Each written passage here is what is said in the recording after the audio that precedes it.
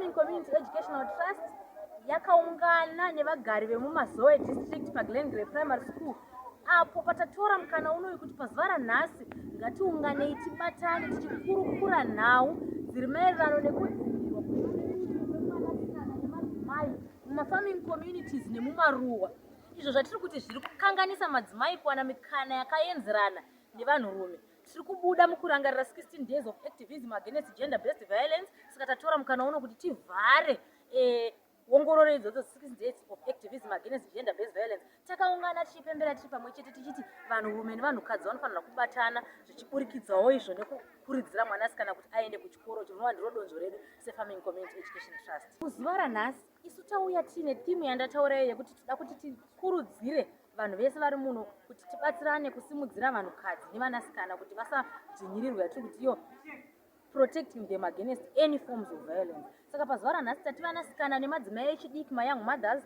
vese ngavauye tibatane tichifara vari pamwe chete vachitamba mitambo, muchange muchitambwa soka, women soccer, muchange muchitambwa soka yevanhurumewo vachisapotwa nevanhu vechidzimai vavo, kuchange kuchitambwa netball. Tichange tiinewo dzidziso yatichaita kuburikidza neroad show ichange iri pano zvakare, tichidzidzisa community yese, nharaunda yese zvakanakira kuchengetedza kodzero dzevanhu vechidzimai munzvimbo yavo yavagere.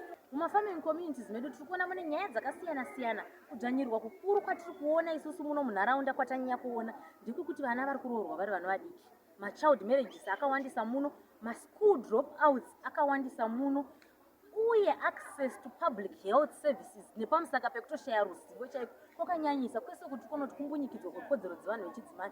Saka tinoona kuti panoda dzidziso dzekudzidzisa vanhu ivavo kuti vane kodzero dzekuwana access to health services, vane kodzero dzekuenda kuchikoro zviri pachena, vane kodzero dzekuti kana vazvitakura vanodzokera zvakare kunogara pachikoro as long as vari mazera ekuenda kuchikoro. Pane kodzero zvakare dzekuti munhu anokwanisa kuenda kunosungisa vaya vari kumudzvanyirira, especially maperpetrators vemachild marriages munzvimbo inoyi. Saka idzodzo ndo matambudziko atiri kuona kusangana nevana vechisikana nemachild marriages, maschool dropouts, atiri kuti yese abuse against women and young girls. Ndinogara kuCoco Farm ndine 20 years. Ndakasiira chikoro paroad shure kunge ndaita ndakaita ndine 19 years. Handina kuzoenderera mberi nedzidzo shure mekuti ndanga ndakurwara nepamwe ndandinavo handazokwanisika kuenda kunechizo. Ayo vabereki vakutotsiga ndidzokere kuchikoro ndizokwanisa kuchengetawo mwana wangu. Ndichada kungodzidzisawo vasikana vechidiki ava, ndangoziva kuti ngavazvichengetedze vaindopedza chikoro.